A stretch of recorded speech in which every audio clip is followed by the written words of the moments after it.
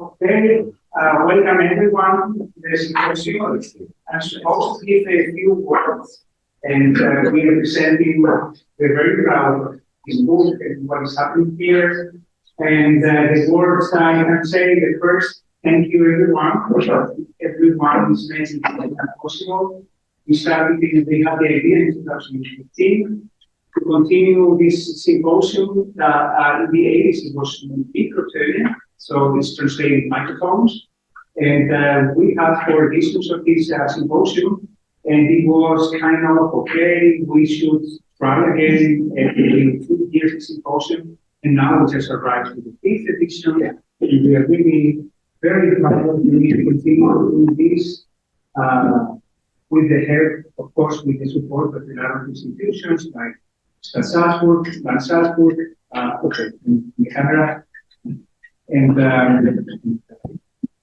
the university, of course, the lectures we did tomorrow at Museum. KHG is playing really a big role in support. This year, they are supporting us with this room, with Sacellum chairs, and especially Mr. Gurta. He's not these days in Salzburg. I mean, he had to go on a trip. But he has been especially supportive. All my colleagues here, and yes, we started yesterday online. We have 4 blocks of presentations, very, very different aspects of my humanity. We're going to have very different aspects and new perspective on the research of microphones, new compositions. We're going to have also 7 premieres during the concert. We will have lecture recitals, demonstrations today, and there's really so much going on because of you guys. And something that we are really, it's been really helpful in all these years is the collaboration with Mackinger. And the owner of Mackinger, Mr. Herbert Mackinger, he's also a librettist of, he's very close to me because we've done an opera, the opera Terrorico together.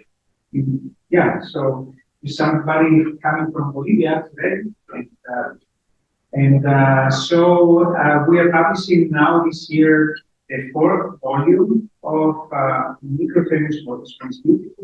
There's an opportunity, so this is the 4th one, for participants this year. I mean, if you agree to leave your lecture documented for future investigators, and every participant, contributor to the book, receives 2 copies, and we're a non-profit institution, so all the money we use for the next symposium to pay. We will get another support, too much support as we deserve. I mean, this year the grants the participants receive, they are a little bit smaller than in the past. I mean, we try that no Congress fees, no, as we do for you as much as possible, because we really appreciate your work and your contribution to the microtonality scene, which is growing and growing every 2 years. We see this community is always bigger. So I will leave also Herbert Mackinger, maybe has something to say about the book and about how lestic I am, how lestic, how can we translate it? Annoying. Annoying, yeah. Yes, and yes, his team really, he's the one who should put his name there on the front page, because he does every 2 years in critical work with the books and with the edition and all this correcting. And it's, I really appreciate his collaborations for all those years. So thank you very much, Herbert, and maybe you will have something to say.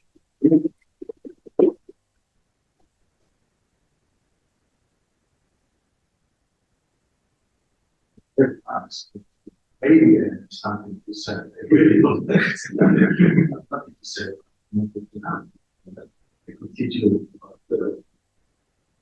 book. One question, I guess. Okay. Well, this actually is not my profession. After retirement from university, I started this publishing business. It's for me, it's a great chance for the first time in my life to do what I really want. So there's a chance for me. Agustín, and I like what he does. So I took over. I took over. I don't understand very much about the music or the theory of the kind of book, but as Agustín already said, he composed a book in many ways. Ego, is the name. So probably I have a closer relationship with you, with Mikrotöne. But it was always my dream when I dreamt of the composition of the opera. It must be something like the Mikrotöne. Who didn't spell his name? But now I know see exactly what it was. It's not like the love arias from Mozart. Okay, for me it's a great pleasure. It's a surprise to find my name in the program. So I can show up and say that's me. You're very important. Very good. Of course, after my university career, I turned business name, the leader of Sacellum. We have some support from the Sacellum, so it's not really a great risk to produce the program. It was just a lot of work input. If you, as participants in the Symposium, the reduction, of course, with the price list, this book is heavier. I'm not saying it's heavy, it's heavy. That's very heavy. It's heavy, so it costs more. The other ones are cheaper. Orders to the book that have 2 copies for free. I don't know the person. But he can handle it. Because already became ready to see and took over. And yes, before I forget, also I would like to say thank you for the book, for the printing. We have special support from the university, from the open access department of the theory, especially I would like to mention Mrs. Leitner for her support in this project. She's not here, unfortunately, but we have been in contact with the state. She knows we are presenting now. Maybe she's online. I don't know. I can check all the participants.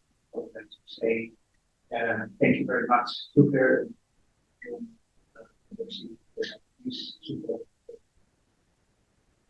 Okay, I think I've done my job. Yes. And now I do a special job that I thank very much. So you can do this for those. Oh, yes. So for Herbert, yes. And so if you like to have the close, Everybody should be so it's not. Yes, yes, it's a partnership.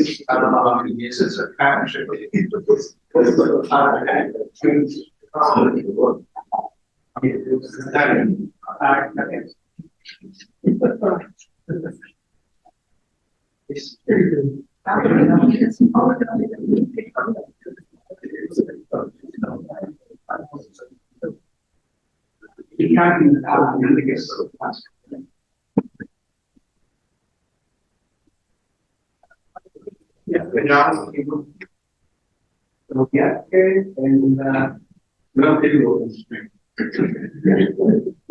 also I here that they get yellows, so yes, so that they see us.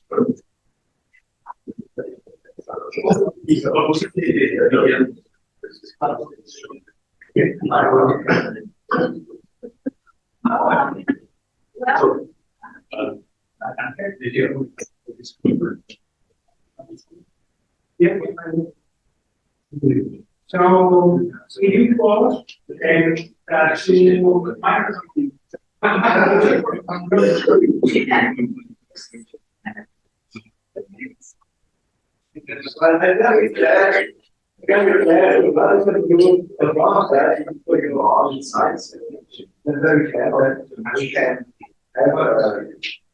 have our symposium now.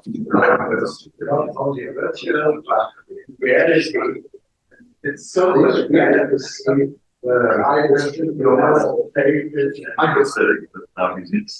to see you again, to speak to you again, and so I hope more wonderful days to come, and we have a change in our program.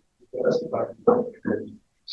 will be the same this afternoon as planned, and this afternoon, Bjarke Kølster will present the Accordion. Mogensen was born and raised up on the Bornholm Island in Denmark, and he quickly made a name for himself as an internationally acclaimed Accordion virtuoso and a versatile musician with a keen ear for different styles. In the age of 13, he already made his solo debut with the Munich Symphony Orchestra in the German TV in years.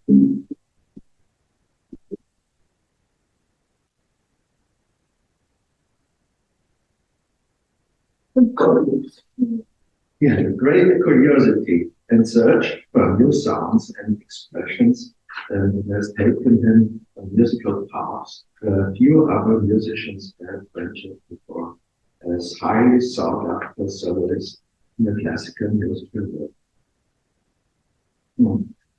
Only one citat. Bjarke Mogensen is an astonishment on record and in reality too. Once heard, never forgotten, and see this will be today and tomorrow and Saturday. Sune, a composer, is from Denmark too, but he was born and still lives in Copenhagen, in the capital Copenhagen. And he had composed, he had a premiere with the Cairo Symphony Orchestra by Mackinger inspired concerto for Quartet audio and the Symphony Orchestra. And that's very important for Cairo in 1932, a conference where it was looked for a connection between Arabian and European music. And the Quartet tone was this connection between both musics. And Andrej himself, he was full of hope that would proceed, but now, just 19 years later, perhaps we will get a new connection. We were first to do it. Congratulations. So we thank you to hear your presentation. Thank you.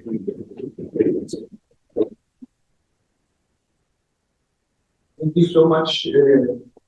It's a big pleasure to be able to present, first of all, the instrument, which is kind of rare. I think there are around 5 accordionists who worldwide who are working with this kind of tuning on the accordion. It has to be said, it's not a microtonal accordion as such, but it's a prepared accordion. It's actually a chromatic accordion, which is where I change the beat blocks to quarter tones instead of semitones. I'll demonstrate very fast, briefly. This particular setting is tuned in semitones in the left hand and quarter tones in the right hand. I will explain later why I prefer this because I also have the possibility to tune it in quarter tones in both hands. I'll just take quickly the octave.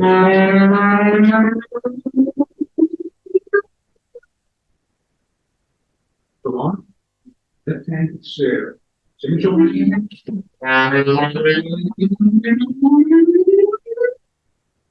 So yeah, and this gives me the possibility to maintain the quarter tones, but also the full range of tone heights, pitch. Yes, exactly. So if I tune my instrument only in quarter tones, the amplitude shrinks into half the amount of pitches. For instance, in this normally you have equal range, but when it's tuned in quarter tone, I have half the range in a particular manual. So in the right hand, it starts at D. D, the D, the lowest D on the violin, and it ranges around 3.5 octaves to A plus. So from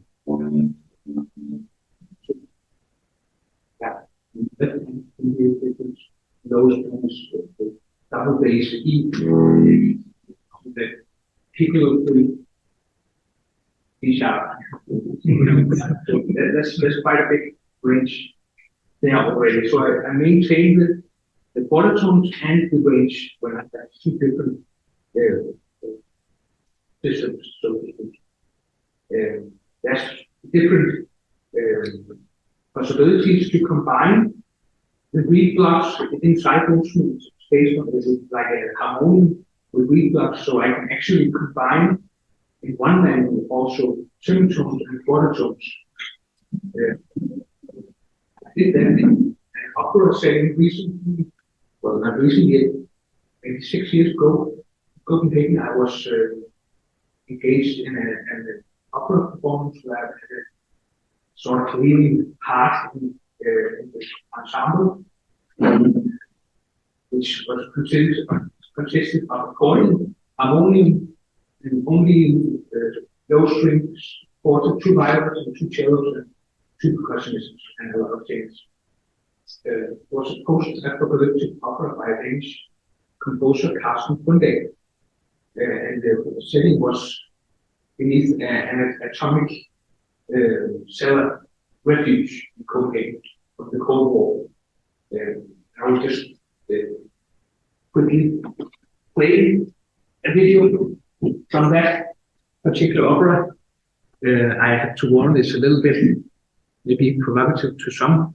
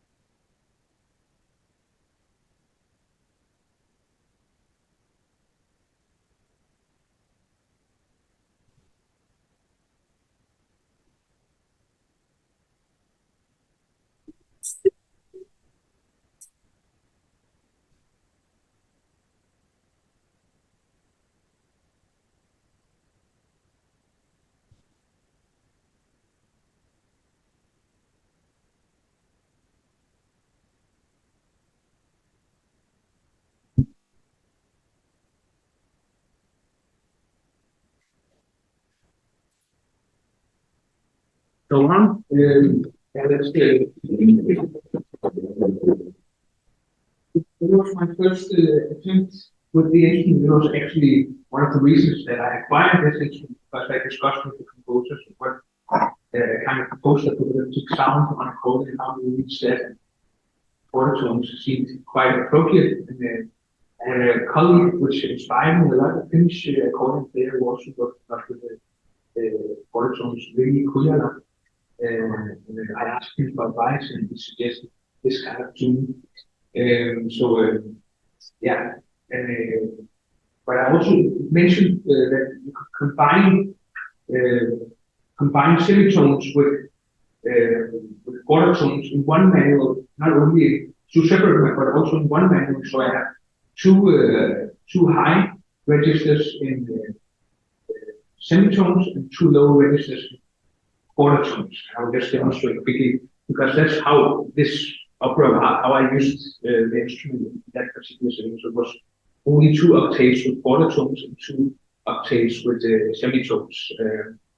I can register, so I combine both of them, playing simultaneously in one hand, which is this example.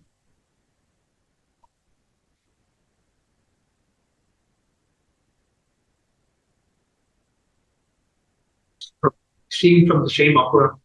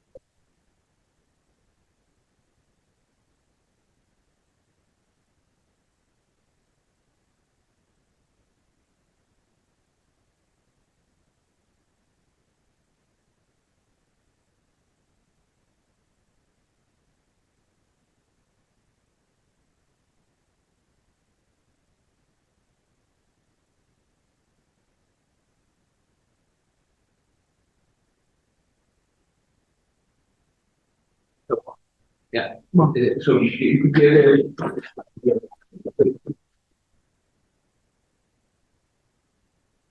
but it's very exciting to use the instrument in these, especially with string instruments, because in chamber settings you can kind of be both of course, a soloist or the accompaniment, but you can also have the effect of a sort of tuning fork in an ensemble, because we have this very specific ability to keep the note like an organ when the instrument is very fixed. It's not something that you can kind of, it's very precise and very fixed.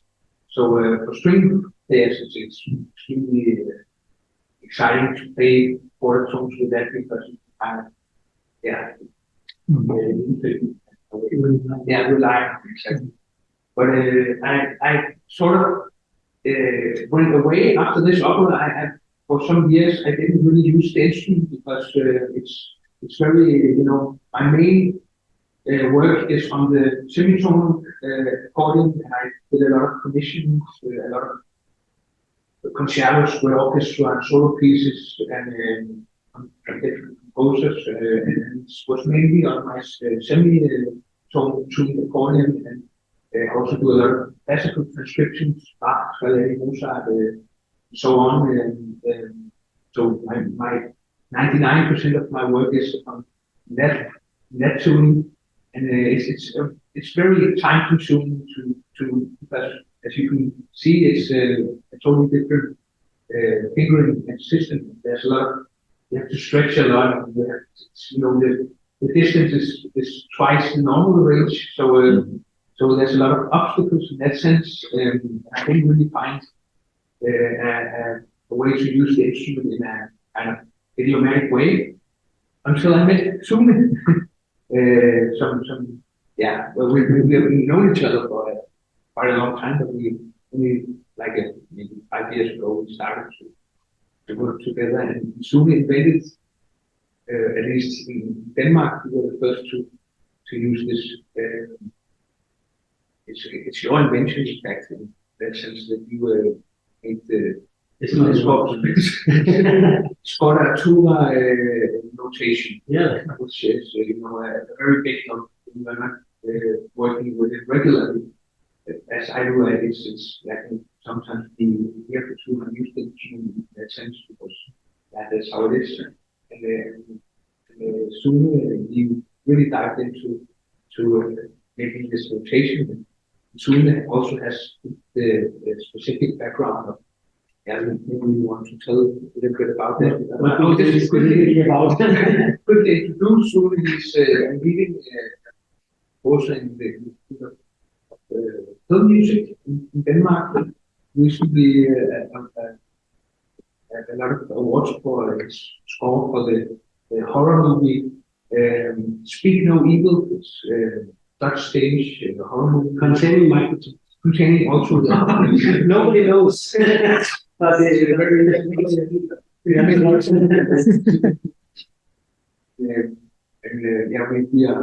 have ongoing plans for using the instrument for this. But Sune has a lot of knowledge in the world of graphic music, Persian music, and so on.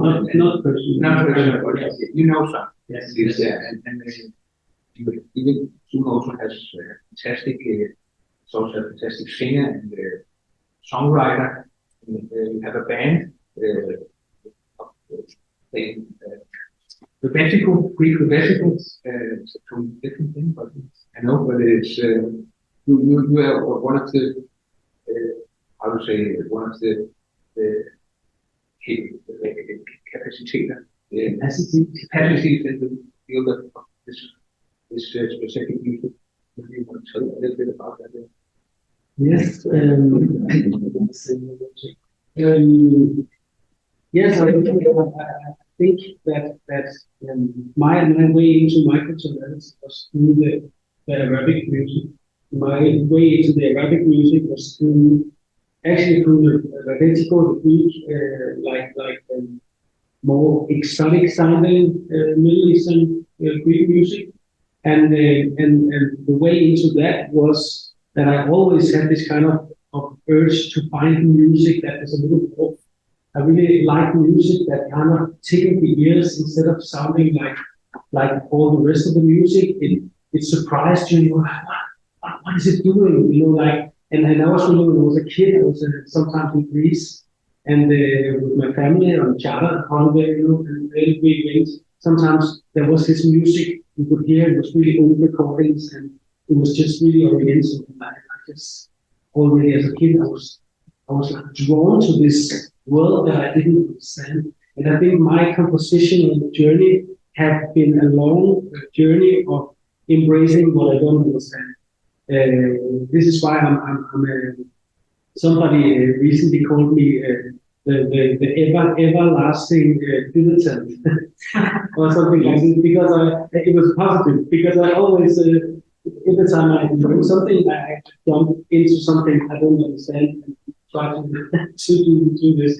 And this was also kind of like the way I got into the Arabic music, because in the Rebettico and the Greek Oriental music is not, at least not the surface of it is not Mikrotöne, but then when you begin to dive down into it, you begin to discover the microtonality and this kind of traditions that might not be there on the first the Buzuki, which is the main instrument in this genre, is chromatic. But then when you play a violin and all these kind of things, even though it's not notated, anymore as microtones. The oral tradition is microtones. So in this way, I began to get more and more into this. And I began also because then I have my film music, which is the thing that gives me I can make a living out of it after many years. But then I began more and more to work with classical ensembles and soloists and orchestras, and I began to kind of like want to go more experimental about the composition, because when you are a film composer, your job is to serve the film, which is great, which I really love. But sometimes you really want to it's not only the film, it's also the director. And I really love to have the cooperation with the director, the two artistic units that try to serve a greater good, which is an amazing job. We're looking at the good directors.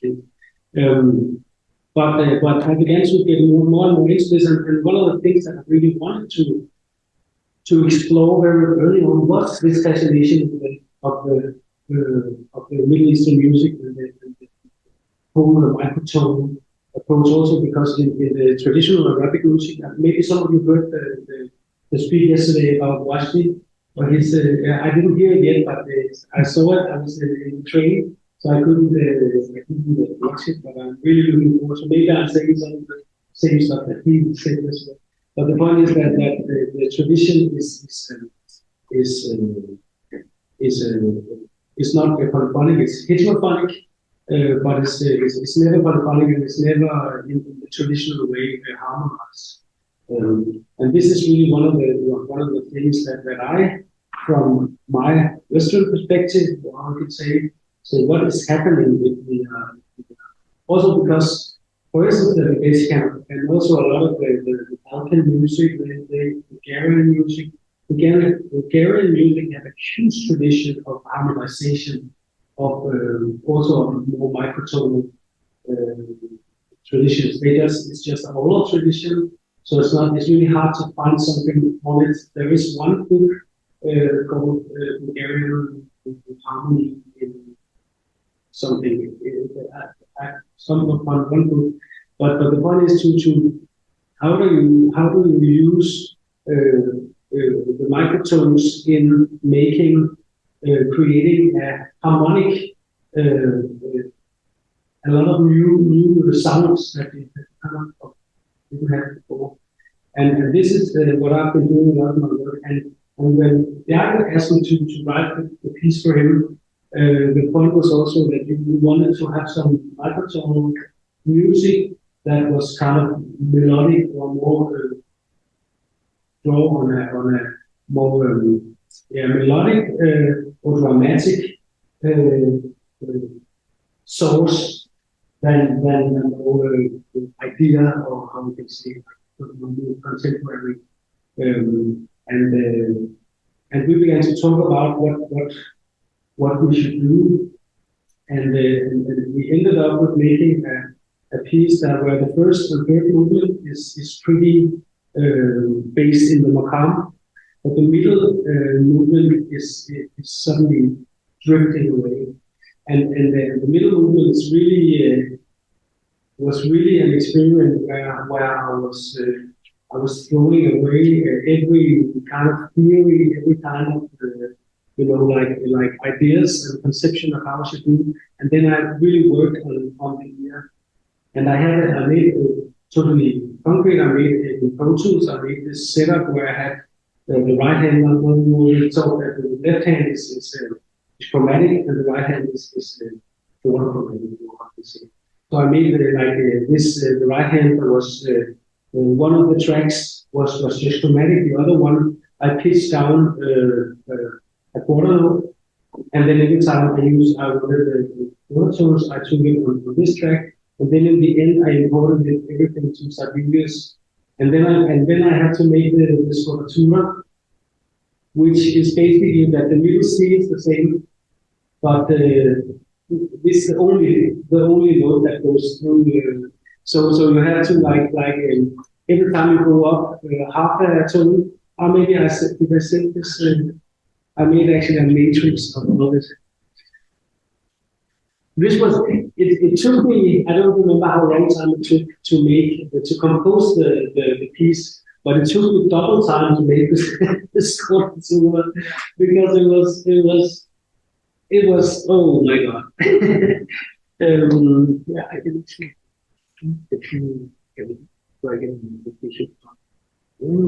Maybe I have. Hold on.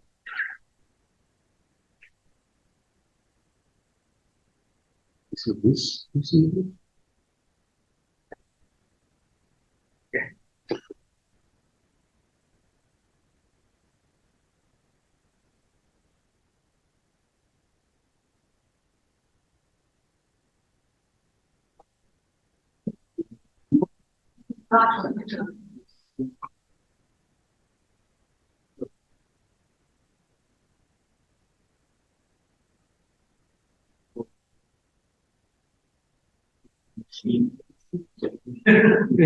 Yes. So.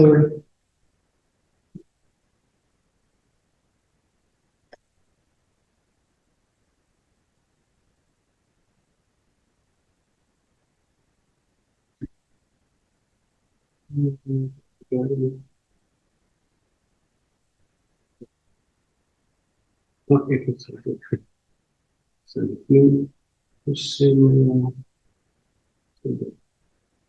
so today is a little bit different because we were expecting 2 days online, Wednesday, Thursday, and then Friday to Sunday at Mackinger.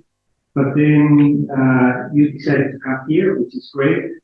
And then we really decided to have in person and very late, so we couldn't get the room. So we improvised things with Kage. We got this room, and but we will not have these problems tomorrow, I'm sure. Hopefully. While you're doing that, can I ask you a question? Yeah, questions. So I'm very interested in your music and also for the tuning of the accordion as well. So my first question would be, Bjarke, you said you personally tuned the accordion. I just wondered how you tuned the accordion.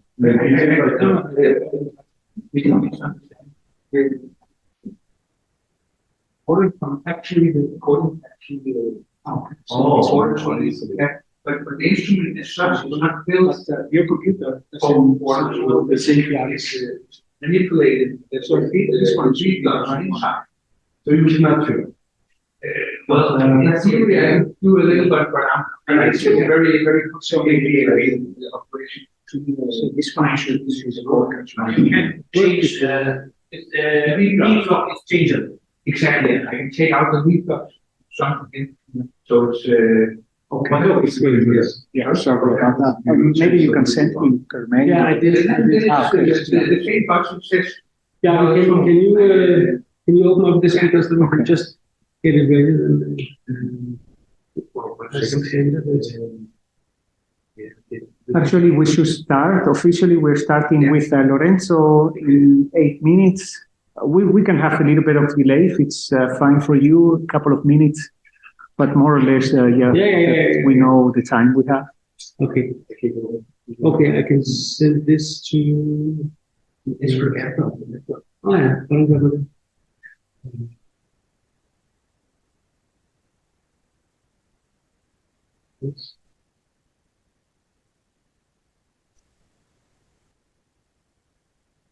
Technique. Accidentally listen to. And here, you're gonna come with it, okay?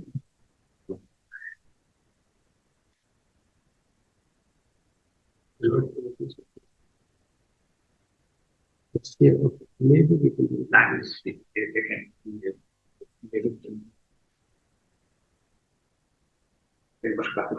Yeah, okay. But yeah, the point is just that how to like, it was very manual process to make this scordatura also, because you have to maybe do you have some of the score we can film because then you can see it. This high. I comment that. Yeah, because I have also very positive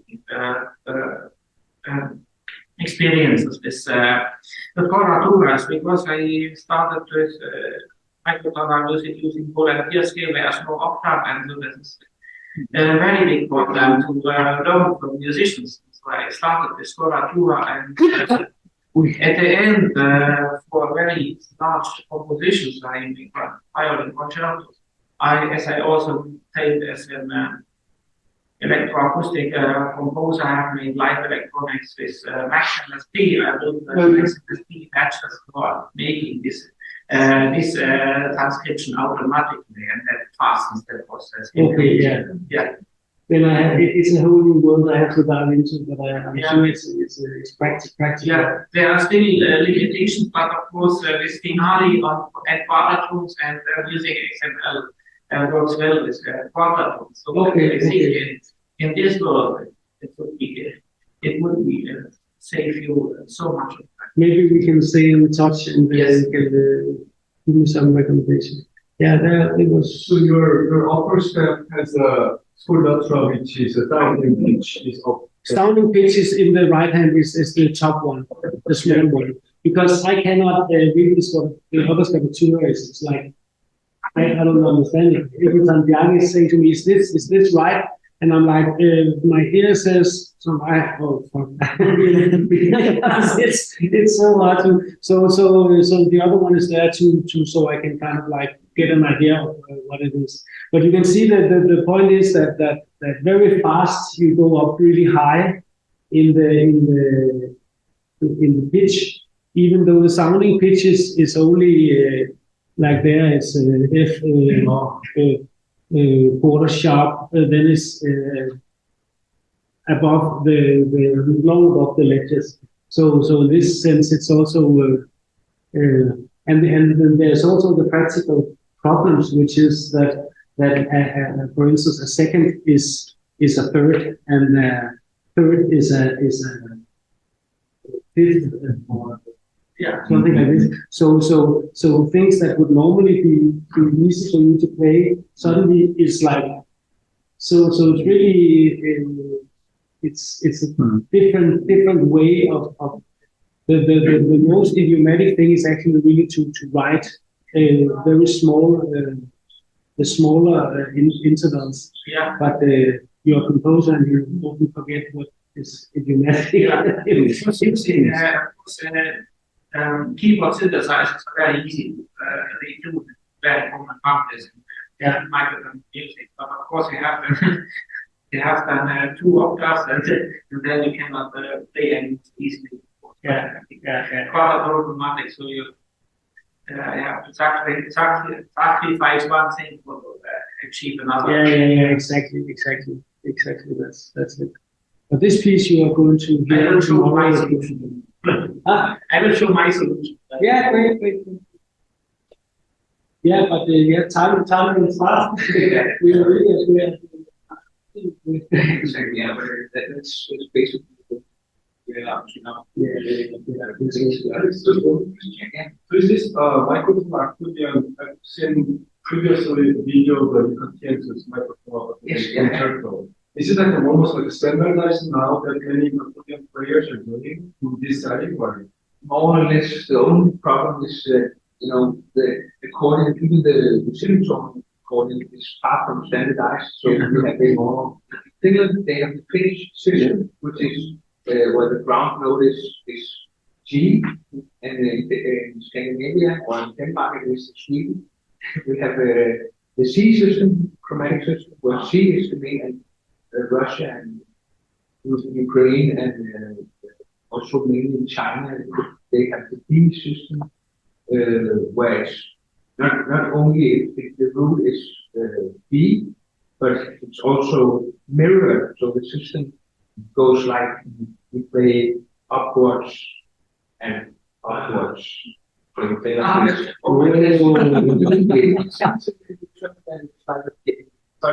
a piano and two, so basically all. Yeah. I do like my system. I usually think but that's it didn't really explain, but it goes the same way with the microtones. He has his Finnish microtonal accordion, but with the root in G and I'm in C, but more or less we can play the same. But we have also the semi-chromatic on the left hand. Yes. I also have that. I have it also at home, but for these particular pieces, I like to have, because you don't have the range, then you don't have the full range. You have the half range, but with this preparation, where here you have the full range, like a piano brand. But how fast you can exchange the ring blocks? It's a good question. Under stress. Can you read it in the concept? Yeah, I have an intermission in like 10 minutes. I would say it would take 15 minutes to achieve the whole, but only 1 minute, maybe only 5 to 10 minutes. Yeah. But I have to screw it apart. Yeah, good stuff and very fragile. You don't think that maybe we need to invent something like a quick change. Exactly. Yeah, like Formula One. In Formula One, we have to ask these people, so they do it in 3 seconds. Yeah. Just open 3 clock and then the next block, or like there is a system that costs very expensive, but exchange the fretboards in a second of guitar, and you can play in different systems. That's okay. Yeah, we have to. I saw this kind of guitar. There's a video on Sony. I did a Sony video where I fast forwarded the work.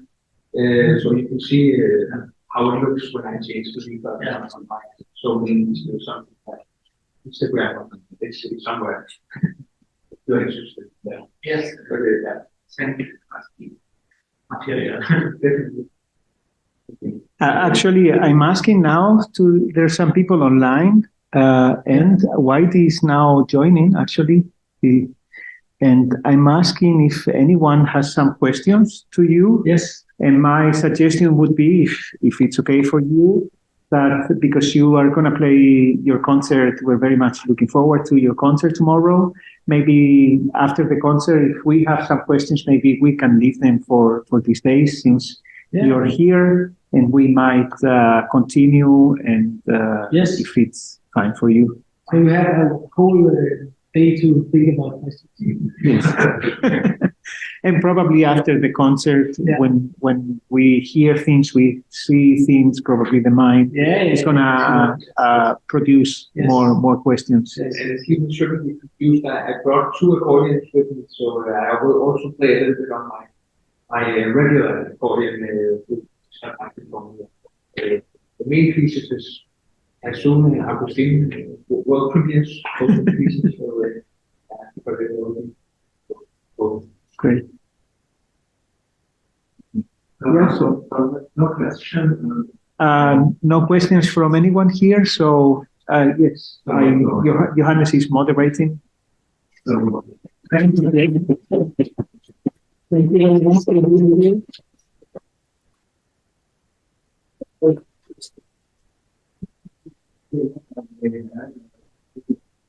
And as you remind us, then we very like Christmas around, and we have Marty's so it will stay longer. Thank you very much for the presentation. And I can only say I admire the way you close, the way you write down the today.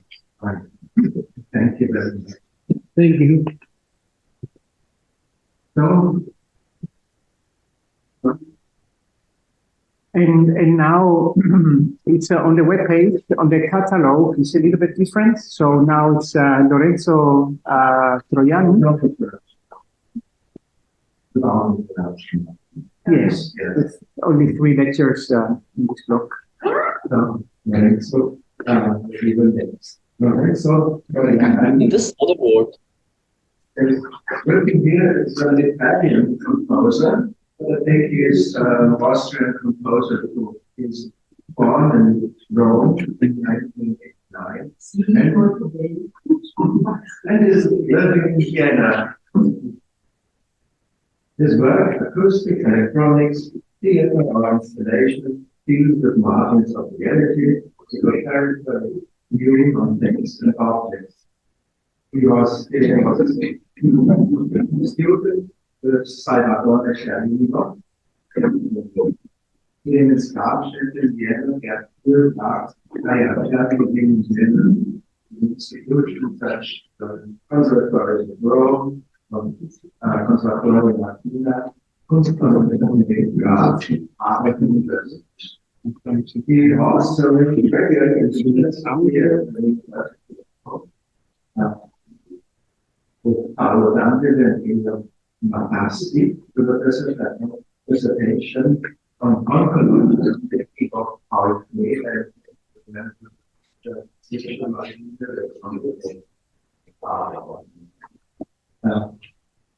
he has been composer in residence in several festivals in Switzerland, Germany, and Austria too.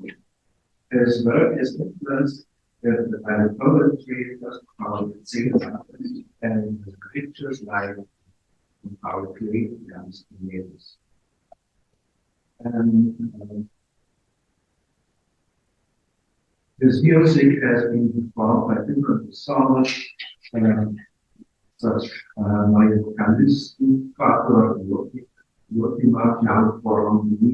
and even the Salzburg, or in the Salzburg Ensemble, Austrian Ensemble from University. Thank you. Actually, was thinking about the statement between the work and Luigi Nono. No, I caminos y caminar.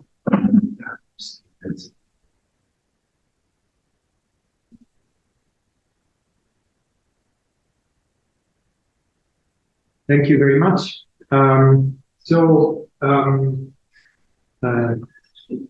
As from the introduction, I talk a little bit about part of our research I took in the last couple of years. So the research focused on the relationship between what I call the first Venetian school, namely the school that originated around the main figure of Adrian Villa, Kapellmeister in Venice between the 16th and 17th century, and all the music theory that developed there, thanks to his students, most of all, I would say Giuseppe Zerlino and Nicola Vicentino, and so the relationship between that school and what I call the second Venetian school, gravitating around the figures of Bruno Maderna and those, as I said, let's say I'm going to present part of this research, and I'm going to focus on one specific piece by Nono, which is No hay caminos, hay que caminar, Andrej Tarkowskij, a piece who received its premiere in 1987 in Japan, in the Symposium of Tokyo. And that is a very particular piece, not just in general, but also in the catalog of Nono, for several reasons. First of all, it's a piece from 87, so it's one of the last pieces of Nono. And it's also part of a cycle was supposed to be 3 pieces for orchestra. So Caminantes a Yausho, No hay caminos, hay que caminar, Andrej Tarkowskij. And then the last one, who at the end didn't happen to be for orchestra, but just for 2 violin, hay que caminar. So I'll probably start a little bit talking about the I would say, music theoretical part. Not completely sure if that's the wording Nono would like, but let's go with it. So, no, that's too small. Let's keep it like this. So, the relationship with the first medicine school. So, the reflection of Nono we can find in a lot of notes he was taking in that period of time. Is a lot of reflection about two books in particular. The Dimostrazioni Armoniche by Giuseppe Zerlino from 1571, but most of all, Nicola Vicentino's L'antica musica ridotta alla moderna pratica, which would be translated ancient music reduced to the modern practice, from 1555. And this book in particular is extremely interesting for a couple of reasons. First of all, because if we think about the period, it's a very odd period. 1555 is exactly in the between of the Council of Trent. So, which began in 53 and will end in 63. So it is exactly that gray area in which a lot of parameters were not systematized. I don't know if it's a word. That was not yet reduced to a system, the new system of the reform, the council reform. And so it's a very odd period of time in which composers and music theorists were still allowed to think in a different way. One of this way is Vicentino's approach to chromaticism and the enharmonic world. So shortly, Vicentino divides music in three parts: diatonic, chromatic, and enharmonic. And the enharmonic world would include quarter tones. In fact, he also had a project of an archincembalo, a keyboard containing 31 keys to the octave.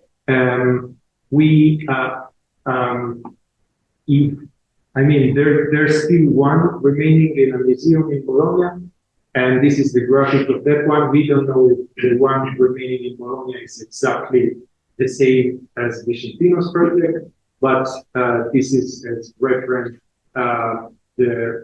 the one we have in Bologna. So in a lot of notes, as I was saying, of this period of time, Nono was really speculating, more than speculating, analyzing how that period of time produced a lot of richness in the work of polyphony, thanks to this gray area, not yet stabilized new system of 12 tone and clearly stabilized diatonic sacred music and so on and so forth. So the interesting part that it takes out of it is most of all the idea of instability as a very productive center of interest. So instead of having a system to follow when we compose, looking for something that goes against the system, so something that breaks the system. And in this case, we come to the title of the piece and in general, the general inspiration of the cycle of the caminos. So the whole inspiration of these last three pieces comes from an inscription Nonos found outside of a cloister in Toledo. And the sentence was "Caminantes no hay camino, hay que caminar." So down here you can find a translation. So, oh, you walk, worker, there are no roads, you have to walk. And underneath, I also put a comment by Nono in an interview with a musicologist in Italy, an interview with Enzo Restagno. So there are no marked paths, certain and safe roads. One must reject the dogmas and predetermined ways to open up to utopia, to the incessant search, that of the wanderer or orientals. So that would be the general inspiration of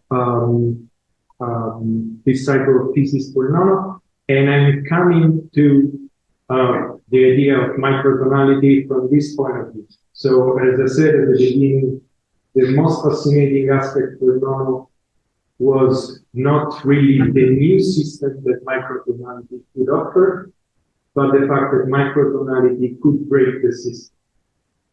So instead of looking for a new system that would be, for instance, a 31 scale system or a 72 or whatever, he was looking for something that revealed the instability inside the sound. So the shivering nature of the sound. Quickly on the technical aspect of the piece, so we have maybe bigger. So the instrumentation, the orchestral instrumentation is in itself a little not weird, but let's say not. We do not have double reeds, horns, and so on. So we have 2 flutes, 2 clarinet, 4 trumpets, 4 trombones, a percussion, pretty rich percussion section with 2 bass drums, 2 timpani, and 8 bongos. Probably I should say 2 timpanists, 8 bongos, then the string section. The interesting part about this piece, one of the interesting part is of course the idea of space. So this orchestral instrumentation gets divided in 7 groups. And in fact, the pieces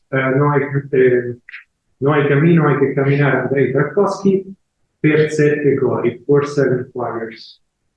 And I get back to this idea of choirs in short time. So we do have a division of the orchestra, as you can see here.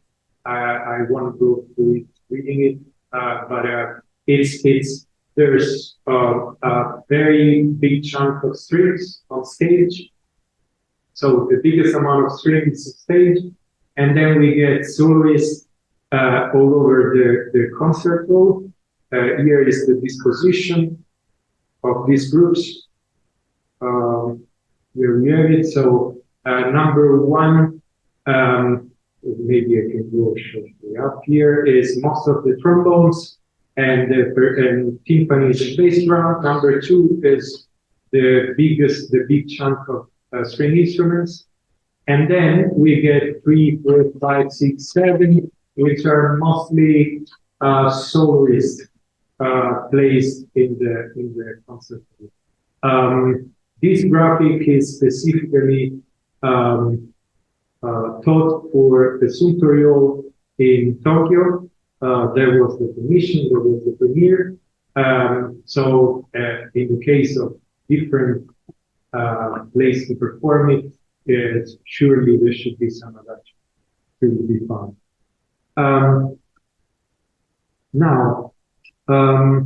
So we do have this aspect of space, which is very important, of course.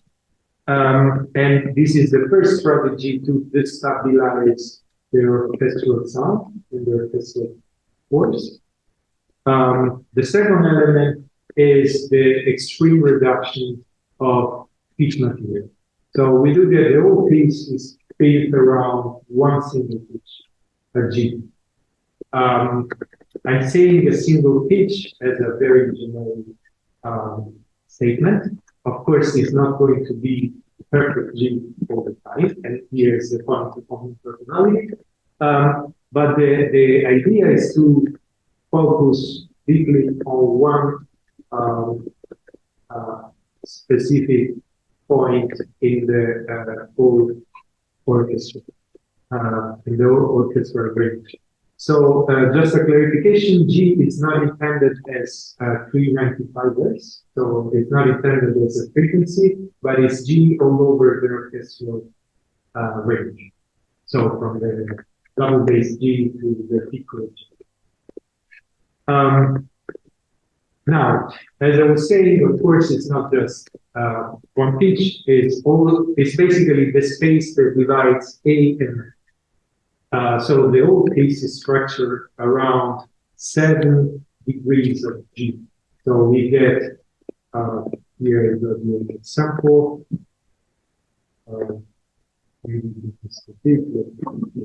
So we get from G three-quarter tone down to G flat, G a quarter tone down, G quarter tone up, G sharp, and so. Okay, so we get 7 degrees of G, which I don't believe it can be a coincidence, correspond exactly to the 7 groups, orchestral groups, in which Nono divides it.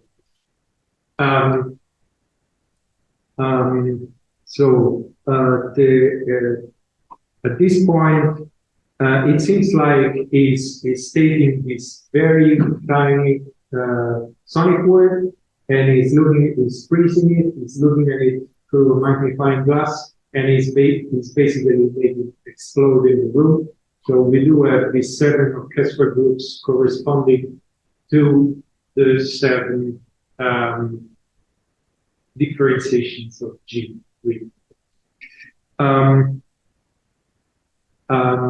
So an interesting thing to notice, coming back to this differentiation of G and this microtonal approach to this single pitch, Nono was working since already some years in Freiburg in the experimental studio with live electronics and with the new instruments that live electronics offered. One of them being the sonoscope. The sonoscope was basically the 80s version of what today would be an audioscope. So a software to get spectral analysis of the sound. At that time, of course, wasn't a software, graphical software, but it was a way to get a visual and very clear access to the component of the sound. So in his notes, he's talking a lot about the sonoscope as an instrument. He used to discover that there are so many different components played in every single sonic production, which is not a singer. So in every instrumental sonic production, we get so many layers of sound, which is a layer of noise, a layer of vibrato, a layer of interferences from neighbor pitches and so on. So what is basically doing with the microtonality in this case is trying to let this reality speak in the orchestra. There are a couple of strategies he uses to do so. One of them being, I have a couple of score samples, which is very difficult to read, I realize now.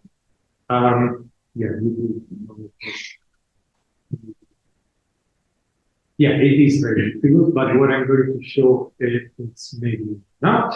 So the first strategy is the canonic strategy. So what it does is working with this small differentiation in pitch and moving it in the space in a canonic way. So we do have the group tree, for instance, working with this small phrase that starts with a percussive action and ends with a percussive action. And then we do have it coming immediately after on orchestral group 4, and then orchestral group 6 and 5. And then we have the close of this first episode. So this would be the first strategy to destabilize, again, this is a word I'm using a lot because I feel it makes sense, to destabilize the orchestral sound. So is destabilizing the pitch plus is moving it in the space. So the listener does no longer have a center of interest, but is constantly moving towards the sound, which is the idea of no hay caminos, like there are no roads, you have to go. The second strategy would be the dynamic contrast. Again, this is a full orchestral page, so it's very difficult to see, but we do have extreme dynamic contrast. As you can see from 5T to Sforzato Quartet in the whole orchestral range. Yes. So this creates a sort of continuous ping pong listening effect, if you think about it. So you get a very ping like this in 7 wires. Then another strategy is the use of very complex articulation invert. So different articulation all at once. So here is a short example of it. So we get, for instance, this block of group A and B playing the same pitch, but everyone basically having a slightly different articulation. So here we get a down bow. Here is the same, it's down bow. On the bridge, here we get to the tasto, so close to the fingerboard. Here we get a balzato on the bridge. Here we get a tremolo. Here we get a tremolo, but with legatura and so on and so forth. Okay, so we get basically a full range of possibility smashed together in order to create different layers of the same. Basically, different layers of the same pitch. That's big.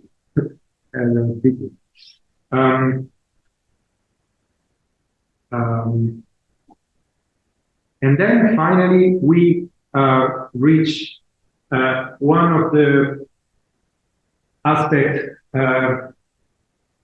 Nono was often criticized from the beginning of his career, from the canto sospeso and so on. So is relationship with the past and with classical music gestures. So we do reach also a point in this piece where the classical orchestral gesture gets completely decontextualized. So we get a very obvious, it's very difficult to read. So I make it bigger, and you get an idea. So we get a steady crescendo and accelerando of the full orchestra. So if we think about the organ, this would be a piano. Exploding towards the end with the support of the percussion section down here. So it is really a very classical orchestral gesture that gets completely recontextualized because of the spatial component in the piece and because of the pitch component. So we are talking about a microcluster growing slowly and exploding.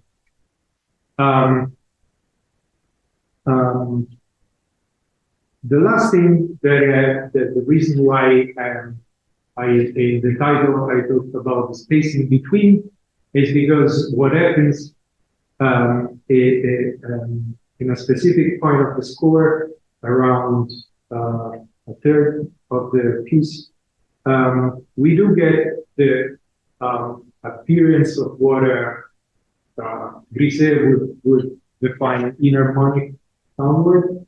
So the whole piece, as I said, is about this G, its possibilities, but we do get a specific moment where the inharmonic, so no longer tuned material comes in place. So, and I define this material in between because it is not yet completely noise, but it's exactly that sort of shadow between the tuned and the completely inharmonic material. So we get a section where the strings are playing behind the bridge with a very slow bow, so we don't get a clear pitch, but more of pianissimo, you would say. So a pianissimo slow bow behind the bridge, which means you get a sort of rusty vocal sound. And all of that is mixed with the G, different Gs, as we can see. And is exactly the role that in other pieces of Nono, the electronics do, live electronics do. So we're somehow introducing the live electronics in the acoustic world in a different way. I point this moment out because it happens just once, and it's not symmetrically, it doesn't reappear symmetrically. Symmetrically, I mean, like, if it happens a third from the beginning, a third from the end, so which is what I would have expected from Nono, but it happens just once, which led me think about almost like an event, sonic event, that appears just. Now, shortly, I come back to the idea of choirs, why it says for 7 choirs. As I said in the notes it was taken in that period, those are often not organized. Those are different sheets of paper that you can find in the Fondazione Archivio Luigi Nono did an amazing job of collecting all these notes. So you get a sort of chronological order of it, but mostly they are one page on one day, and then you get another page and another day.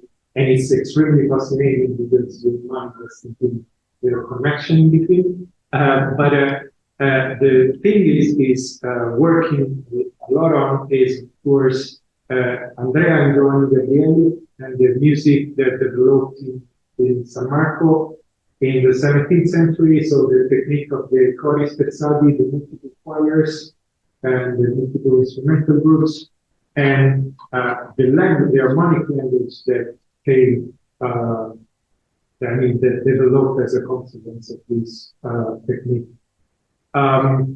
So in that case, he is calling for 7 choirs because San Marco was structured in 5 domes, so you didn't need to have just one Schola Cantorum, you could have more. So you would say we have 3 choirs, for instance. And in that case, we get 7 choirs. So that's the connection. And we can see a lot of similarities in the sense that, for instance, the dynamic contrast, the theatrical effect that I showed you before with the extreme dynamic changes, for instance, for pianissimo and sforzato forte, all these things, those have a lot of similarities with the music that developed in San Marco in the 17th century because of the theatrical effect composers were looking for. And all the strategies, basically, I talked before, the answer, the cool and answer effect and so on. Between the instrumental groups, it's also very obvious. And the ability, which is the most important aspect of it, the ability to think the space as an embodied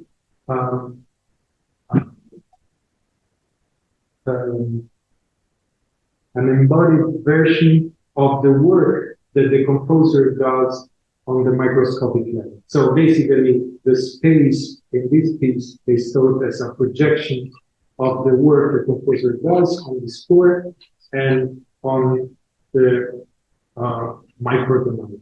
So this G gets somehow frozen and looked at it through a microscope, and then the work that the composer does with this material gets projected in the space with the seven. Scusa, possiamo andare can we go to questions? Like yes, 1 minute? yes. We can use this. Okay, sorry. So for any questions, maybe the last thing I want to, as a closure. So what I just said is basically the definition of suono mobile. So the real goal of the last production of Nono, suono mobile, which is, I say it in Italian because it's difficult to translate. It would be something like moving sound, but it would work better probably oscillating or shivering sound. Yes. And basically, this is an example from Post-Preludium for Nono, piece for tuba, solo, and live electronics. And my perception of caminos, caminar, Andrej Tarkowskij is that is basically going into this fermata here. So basically composing on the score this fermata. Because we do have faraway sound and more unstable, the most unstable possible with micro. So that would be the full piece reduced to a fermata. Yes, that's it. Bravo.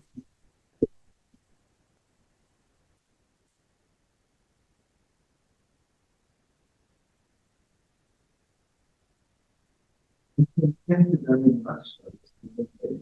For me, it was a really unique experience and once of this. I would ask some questions.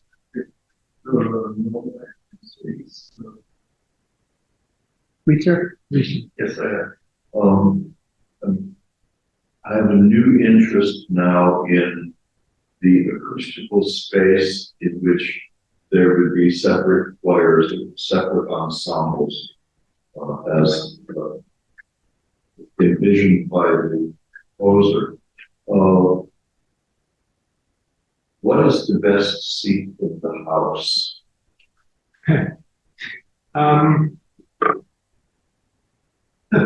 I mean, no, that's a good question, and it opens up a little bit a discussion. In this piece, I don't have the Nono's answer, say, but I would say personally in the middle, just because you get access, equivalent access to all the groups. I would say for me. Mm-hmm. Otherwise, you would be really focused on the groups which is closest to you and not to the others. I mean, if you see the graphic here, if you see, for instance, here, you get a very strong access to number 6, but a very uneven one with, for instance, number 1 and 2. It's very hard. So that would be my answer.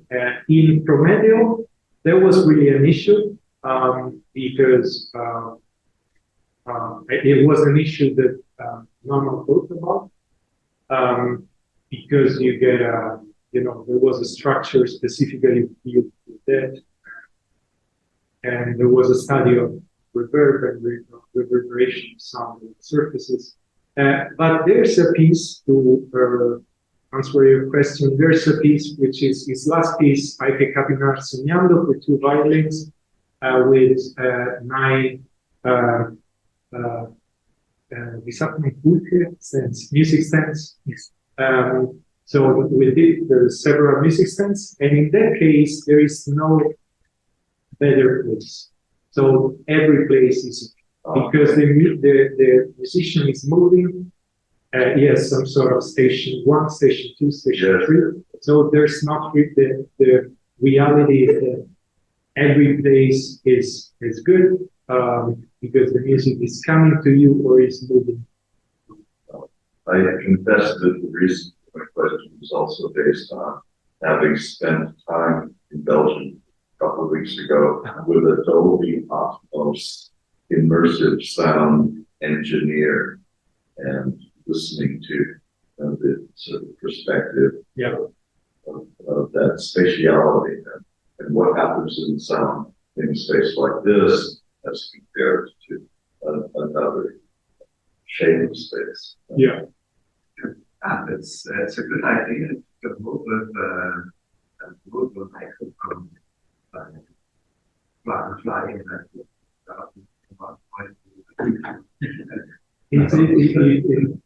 Even Nono did it. With another piece with a microphone, actually. Oh, Lord. Thank you. That was exactly what I was thinking, that a lot of these strategies are influenced from these new discoveries was it made due to electronic music, so spatialization, so we put one and the same sound in the circles. So and he did this orchestra. Yes. So what my research has also a little bit to do, for instance, with this. So we think about for the first Venetian school, so 16th and 17th century, the influence on space that the discovery of perspective had, or the new architectural structures that came after the stabilization of perspective. And the same thing happens in the second Venetian school with the electronic music and the influence that electronic music had spatial perception. Yes. There are any connections or references to like a Shinichi or spectral composers, or can this be even as a normal functional reaction? I wouldn't say so, in the sense that, first of all, because of the spectral thing, is a system, so it's clearly a new system, which is what is trying to avoid. But most of all, the connection is exactly that software, that instrument that I was talking about before, the spectroscope. So the ability to look at the spectrum and all the components in the sound. That is something that, for instance, based on what I basically picked up again. But you mentioned the magnifying the sound that you showed us at the beginning. Actually, exactly what I said about the just researchers. Yes. Yeah. I think there's a lot of people. Yes, there is. Yes, in theory, in theory, there is. Yes, they share the interest for this magnification, but the end result is completely different in the sense that one is trying. First of all, there's always this spectral element to connect everything to physics and to nature, as there will be something clearly naturally built like that, which is refusing to know, but also the utopic aspect of it. Like in other pieces, Nono works with endless differentiation of a single pitch, and performers would say, how can you don't, how can I make it? That's the utopic aspect. It's like there's an element of you push towards that direction of dividing the pitch, I don't know, 25, and then you go and you try to do that. That push, which is completely systematic, and that will be completely rejected by training perception. Yeah.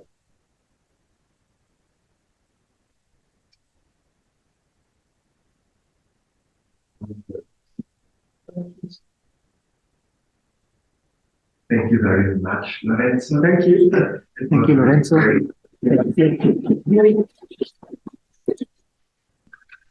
So the next program, William Anderson, I think is well known for most of you. He's an American composer since many 30 years. That's like 1985, and he found Sigmund Freud. So 40 years ago. Since 12 years, that's actually I never agree, but still working on. And he was makes the connection between minimalism and macrominimalism, and different extremes. And just known in Europe as minimalist music, but there also existed in maximalists and post-maximalism as an Egypt. And William Anderson found the connection, and I think new forms and music that connect both streamings in USA and the very special music, say, as you've written in the New York Times. The mindful voice of Ives, Stravinsky, and modern music would not seem to be implied much as a song but Mr. Anderson's extraordinary arrangements of this and other numbers, I compare them to projects, set them squarely and astonishingly in the same tradition. In this lecture now, we will set a new piece that's written on a carpet with our carpet, and we'll focus on new less post-maximalism. Sorry. Thank you very much, John.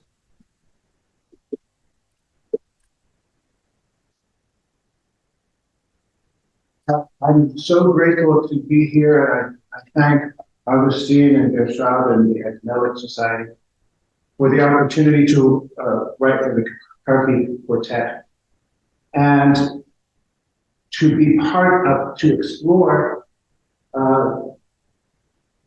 one possibility for ways to tune that ensemble. So I made my own scordatura using quarter tones, and they have to tune between pieces. So they're going to go off stage and tune, and then we're going to try to talk while they do that to kill time. And then the tuning won't hold. But if you stretch the strings too carefully, you can make it hold pretty well. I'm sure they're good at it by now. But really what I want to talk about today for a few minutes, I have to rehearse with Bjarke at 6, so I can't talk for very long. Keep it very short. Well, I call myself a post-maximalist, and I want to tell you what that is. It means that I hold I'm a certain kind of musical creature that was trained in a certain way by certain mentors and certain heroes, and those were the maximalists. They started calling themselves maximalists when the minimalists took over, and so I really am not a minimalist. Actually, I do like to usurp things. So I did write a piece that has a minimalist opening, but then it goes on and does different things.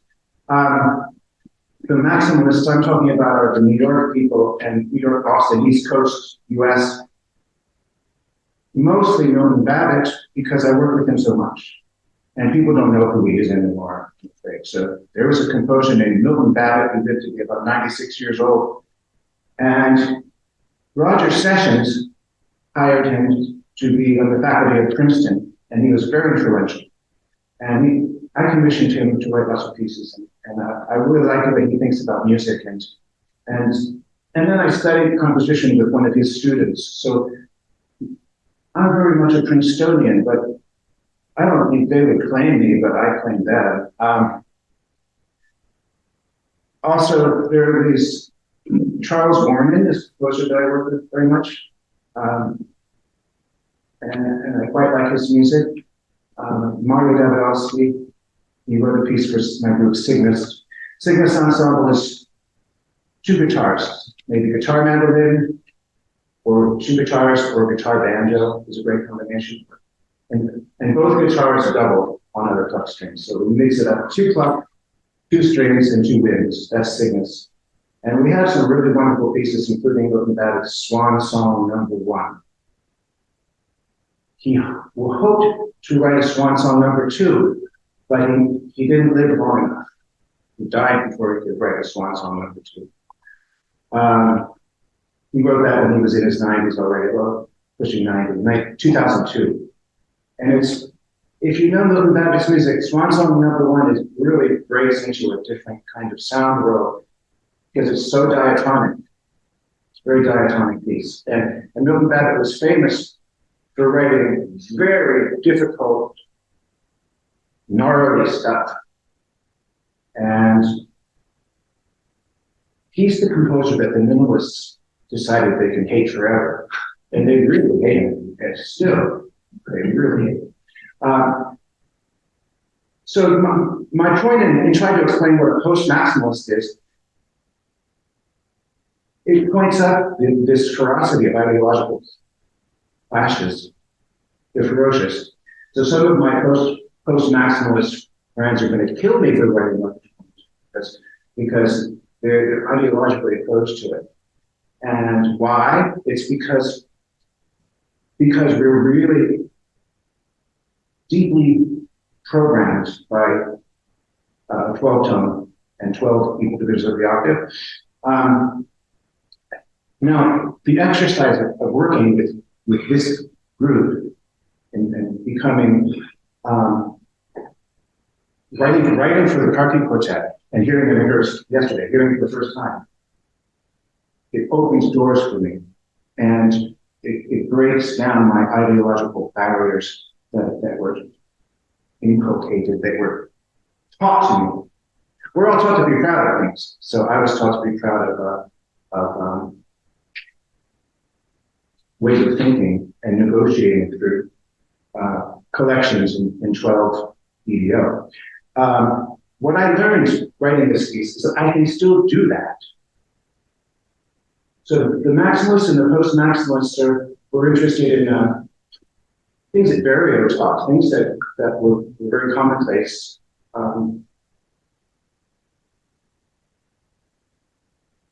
Take a collection of pitches and add one note. We can do that in a way that moves very smoothly, like a Bavarian row, where the trichords have complete consistency. All the four trichords in the four forms. You get consistency throughout the chromatic extension. Or you can do it in a bumpy way. Or you can do it in ways where you're going in one direction, then you add one note from the internal time. Is there a guitar here? I don't have it myself, but I probably in the church. No, that's so this kind of pitch set class trajectories, integral vector music, some people call it, but you can get in trouble using terms because people reject a certain type of terms. But the way my music works is I hold on to a sound, I hold on to a harmony, and then I extend it. And I prolong it. I set up a sound, a harmony, a tune harmony. I relieve it, and then I return to it. It's extremely conservative. a romantic idea, perhaps, or a classical idea. But I don't want to sound like the neoclassical composer. And I still, when I do this, it doesn't necessarily result in music that everyone understands. I still manage to lose people. But my idea for music is still very much based on progression through familiar collections of pitches and 12 EDO. But what I found right in this piece that we'll hear tonight is that the quarter tones inflections actually can breathe life into breathe life. No, I can't play on the quarter tone guitar. My example was for the needs a normal tune. Sorry. I discovered that the quarter tone inflections they actually refresh these collections locally in a surprising way. That was a great surprise. More surprising is that pitch identity. I found that the pitch identity is preserved. Quarter tone inflections of a pitch, not a pitch class, a pitch. They can survive quarter tone inflections, especially when what you're manipulating is a focal harmony. So my way of working, this maximalist way of working, is very Milton Babbitt. Milton Babbitt thought in hexachords, and he keeps a hexachord governing a passage, so that there's a symbolic unity for that passage.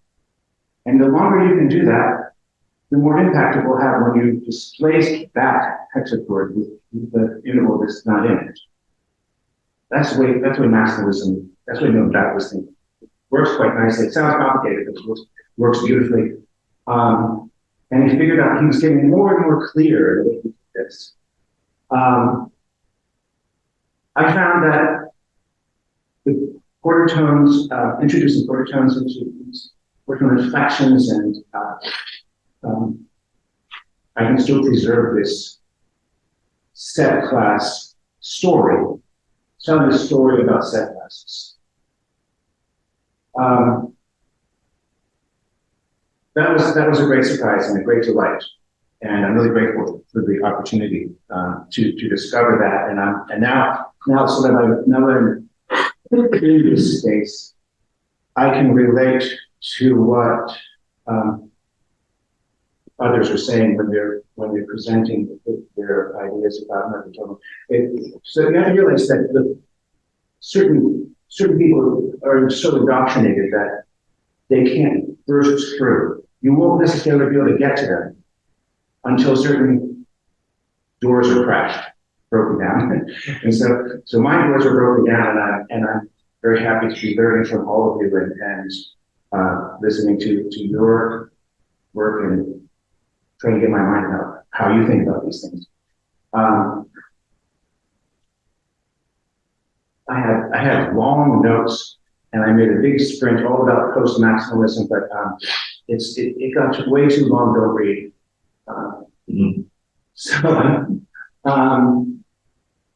All I can say is that I hope my friends back in New York, they're going to kill me because you can't hear those Euro models. And what? Charles Euro models. Charles Warren was a real snob. He didn't like the fact that Tristan Murray came and taught at Columbia. He didn't know that. And so he's the worst one. He's the worst idea on the planet. And we miss him. He was the most wonderful, unpleasant person I ever met.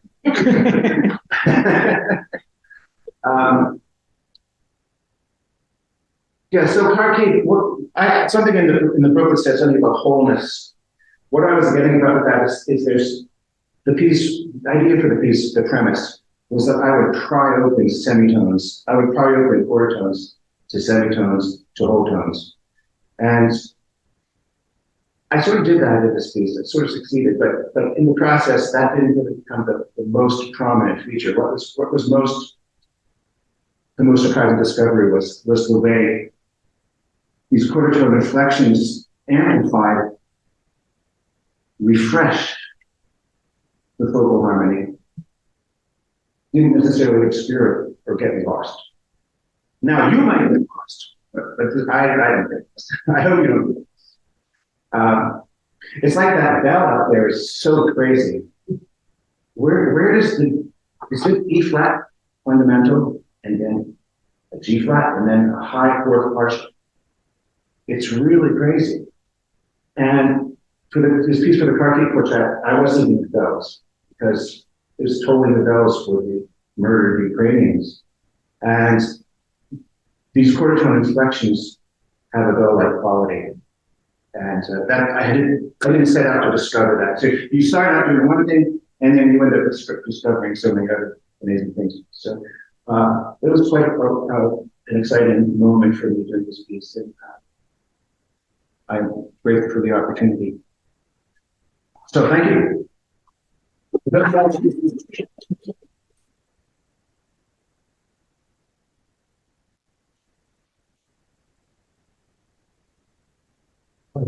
Thank you very much. I mean, listen to music Tonight. And overall, and perhaps we can discuss about the situation in USA. You are interested? Sure, I'm happy to. Well, you know, the situation in the United States is crazy because the New York Philharmonic is programming John Luther Adams and Julia Wolfe. Julia Wolfe is one of the Bang on the Can composers. And John Luther Adams, do you know his name? Yes. Yeah. You know, the post-maximalists, these are sort of the people who haven't died yet, who have that high 20th century modernist values. They are so frustrated and they're beating their heads against the wall. But I think it's a good thing actually, because the young people, they really want something new. I'm okay with it. Because I'm trying to create spaces in New York. I produce concerts and I try to find ways of including more than what the New York Philharmonic will do at this moment, or the Metropolitan Opera. So I'm fighting for greater diversity. Also, that I think that the critics of New York, they're very proud that they dethroned the modernists. So John Rockwell, a critic who's it's a long story, but there's this guy, Dr. Schuller. He was the person who organized the contemporary music at Tanglewood. Dr. Schuller, good composer, solid composer, like a good couple. And he was organizing the concert at Tanglewood. I played there throughout the 80s. And that's where I played Yuri Kortov's Messages under Ken Madonna. So I was exposed to a lot of really wonderful music at Tanglewood. And Gunther Schuller was organizing those concerts. Well, John Rockwell, this is one version of the story that I heard from David Amram. John Rockwell went to Paul Fromm of the Fromm Foundation that funds those concerts and said, you have to tell him to do an all Philip Glass concert. And Philip Glass. Philip Glass. So Gunther Schuller said, well, listen, I have no problem programming for class, but I never do. Well, he got fired for that. Yeah, well, yeah, he got fired for that, and then Seiji Ozawa, the conductor of the BSO, fired Leon Fleischer and fired a bunch of other people at Tanglewood. So that and other, it was a coup d'etat. These monsters that he'd been curating the festival at Tanglewood for decades, and suddenly he's decapitated. And so that was rather dramatic. Is Michael Bundle the replacement of the Schuller? Right? Michael Bundle, who's teaching NEC now at Tanglewood, I think, is the replacement of the Schuller. I'm just asking you a question. Oh, who's the person who replaced Kølster? Michael Bondorfi. Yes, I don't think so. Maybe. I know he was involved. He actually, after I was playing guitar in the 80s, and then he's also a guitarist, and he was playing guitar parts in the 90s. But I don't know how much curation he did. Maybe you're right. I don't know. I'm just Yeah. Are you based in the States? Yeah. Where? I'm Chicago. Chicago. So we can talk. I'd like to know what it's like in Chicago now. I'm curious to know what it's like in Chicago. But it's like Chicago. Oh, Chicago. I mean, you know, US is now. I mean, it's a very different topic than we can talk. It's a very going to different directions. As you said, New York is like doing lots of minimalist music and so on and so forth. But they also programs like rooms of change music, and Thomas artists are invited to the tango as well until nowadays. And Oliver Nursen recently invited, but he passed away, unfortunately. So I think many different things are going on. And also like Columbia still, Gabriel Haas is teaching there, so it's Mikrotöne is there. And Princeton, like, who is that? Crash Ensemble composer. Well, there's also Kaya Cherno at Princeton. Steve Mackey's there, right? Not Steve Mackey, but yes, Steve Mackey is there, but there's a composer who came from Ireland. I think he created the Crash Ensemble. He's also doing a lot of microtonal music. Right? He studied at the University Salzburg, and he also studied with Gerard Grisey and I think Tammy. I can't remember exactly. Right. I just am blank about his name. But he's also, I know who you're talking about. Yeah, John McLaughlin was talking about him. And the Crash Ensemble is interesting because they sometimes go in the direction of Bang McCann. They're very... Because he's a composer who his styles are very repetitive. There's a very minimalistic, but because of this nature of the repetition, microtonal pitches can work very well because you can just fine-tune the pitches and just repeat that over and over again. So his music is a very microtonal, not very much, but he's doing a lot of just tuning in his music. But his style is quite minimalist. Right. So what I feel I'm hearing from you is that you feel that the scene in the United States is okay. There's a but it's a very diverse. It's diverse. It's diverse and there's still a place for people who want to do something different. Yeah. Yeah. Other places, I think. The things that happen in other places.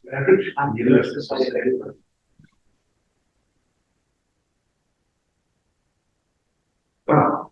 The bird mind. Anyone else want to bash the United States music scene? Thank you. I really enjoyed that because it sort of brought me back to the diversity of Oh, you did? 97 to 2002, I was at Harvard. So I was there and, as a European in America, also in the scenes, all these things. And I remember when I got there, this kind of, maximalism, I do call it. I was really struck by that because it used to feel like modernism is so much past tense and everybody's just, relative. And as I said, there were people who were getting passionate about 12 tones and that. It's been both old-fashioned and kind of refreshing that people are still passionate. Well, I know that. But, is anybody still alive who's still, I'm sure people are passionate about it, but you said ideological about it. That's a very strong word to be ideologically. Maybe it's more fair to use the word passionate. Yeah. Okay. Yeah. Yeah. And also, since the minimalists came into power and stole all the air and oxygen, the maximalists were not lonely so much as peaceful and unmolested. We do some of our best work in quasi-anonymity. Yeah, but it deserves to be heard, surely. That's the next. Definitely that's part of it. optimal got to happen because great composer and concerts. The people still program it. Yeah, yeah. Well, the premiere of Mario Davidovsky's Ladino songs was for Cygnus. It has the two guitars alternate between guitars, sometimes two guitars together, guitar mandolin and guitar banjo. It's so great. And Ladino is the Spanish that was preserved when the Jews were expelled from Spain. And Mario Davidovsky was really interested in esoteric Judaism. We did the premiere at the Library of Congress, and the piece was co-commissioned by the Library of Congress. And I told them that I feel like Mario's music is bourgeois. To me, it's become like an old, a very worn, well-worn, broken-in suit. It's very comfortable, and it's like Mozart to me. So that's when I said that. That's early Davidovsky. He was still being rebel, and he liked the electronic sounds. He liked to be raw and controversial and slap people in the face. But these modernists, when they got older, they mellowed, and they also learned how to do what they did better and more effectively, more cut the bullshit. Mm-hmm. So I think that will happen with us too. Like some of us are still slapping each other in the face and take that. There's a joke I have. Modernists like to. You know the joke about someone pisses on a bartender, but the bartender laughs, and it's a long shaggy dog story. Why does the bartender laugh when you piss on him? That's sort of the way the modernists are. Like, how can I make the audience laugh when I piss on them? It's an overstatement. That's harsh. I better go practice with Bjarke. Before you go, I'd like to interrupt because, First, one thing we have to mention is that this edition is the most American. I mean, really, very, very American. Thank you so much for your efforts to come here to fly and to participate. And then I would like to thank publicly our ecumenic guests because you're part of the family. I mean, Matt, he did incredible efforts this year. I don't want to forget anything. I mean, you've been here several times. You wrote articles for the books, and then he wrote in such a short time for Hartford Guitar Quartet.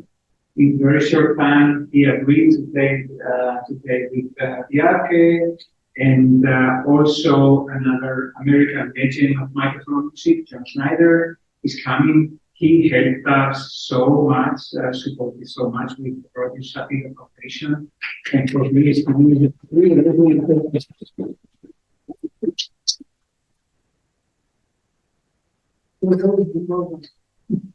It's a great pleasure. And another thing I can say about these ideological issues, these passions that can become ideological. I was involved in the production of a David Dostoevsky oratory about a month ago. I helped fund the performance through the Roger Shapiro Funds, which is having trouble at the moment. But and I also the fund commissioned the piece. So being the person holding that stake in the work, there's nothing like ownership, that kind of ownership. The only thing I could have done was perform it myself. So with the works of the difficult modernists like Milton Babbitt, if I didn't play it, I wouldn't have that access to it. Soli e Duettini, the guitar duo, that's the first piece I commissioned from Milton Babbitt in 1989, with Ruben Wall right now. He wrote a set of three, Soli e Duettini. The one for guitar duo, I understand every note, and it speaks to me, and I love it. The one for violin and viola, it goes over my head. I don't understand anything. If I played it, I could transcribe it every time. So there's another one for flute and guitar, which I played. And that has some really funny French jokes with whole tone harmonies making fun of the flute. And I understand that piece. So it's like this state that we have in music. So we make these investments, and that sort of something that that's missing away. You invest in things and then you come to cherish that and start to hold them tightly. And then you hold too tight and then you start fighting with each other. I look forward to talking to you all more as the days go on. And thank you, Agustín. It's a great pleasure to be part of this Canelic family, and I'm really, really interested with your remarks. Thank you.